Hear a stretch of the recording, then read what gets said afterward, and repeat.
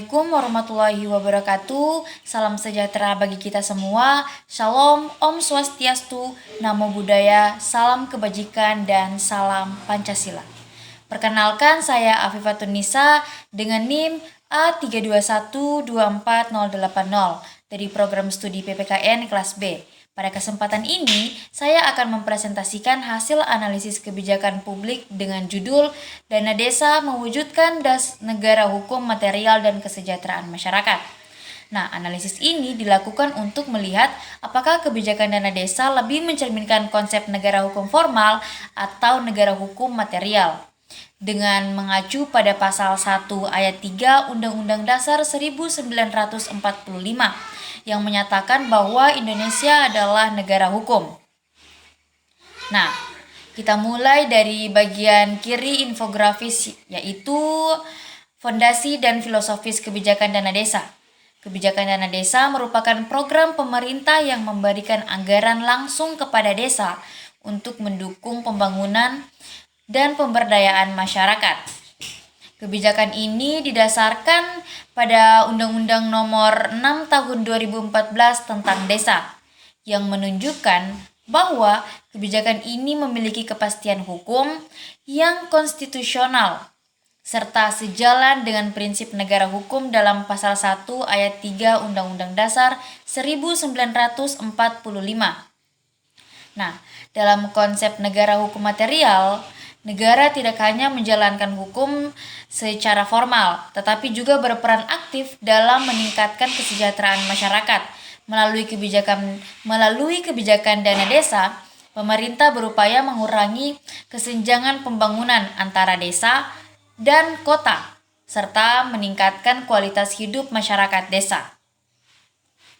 Nah, selanjutnya pada bagian tengah infografis terlihat dua aspek penting, yaitu kepastian hukum dan juga keadilan sosial. Pertama, dari aspek kepastian hukum.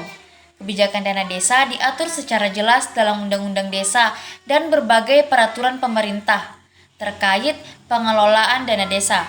Hal ini menunjukkan bahwa kebijakan tersebut memenuhi prinsip negara hukum formal, yaitu adanya aturan hukum yang jelas sebagai dasar pelaksanaan kebijakan. Yang kedua ialah dari aspek keadilan sosial.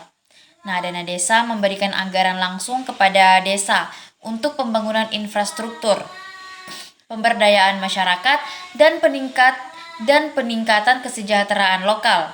Aspek ini mencakup negara hukum material karena negara berperan aktif dalam mewujudkan. Namun, dalam implementasinya, kebijakan dana desa juga menghadapi beberapa tantangan. Salah satunya adalah kendala transparansi dan administrasi, yang dimana kemampuan pengelolaan administrasi di berbagai desa masih terbatas, sehingga pengelolaan dana belum sepenuhnya transparan. Selain itu, terdapat juga risiko penyalahgunaan dana, di mana masih ditemukan beberapa kasus korupsi oleh oknum tertentu. Hal ini menunjukkan bahwa meskipun tujuan kebijakan ini adalah meningkatkan kesejahteraan masyarakat, namun dalam praktiknya masih terdapat tantangan dalam pelaksanaan kebijakan tersebut. Nah, kemudian kita masuk ke kesimpulan. Berdasarkan analisis yang telah dilakukan, dapat disimpulkan bahwa kebijakan dana desa lebih mencerminkan konsep negara hukum material. Hal ini karena kebijakan tersebut tidak hanya didasarkan pada aturan hukum yang jelas, tetapi juga bertujuan untuk meningkatkan kesejahteraan masyarakat melalui pembangunan dan juga pemberdayaan desa.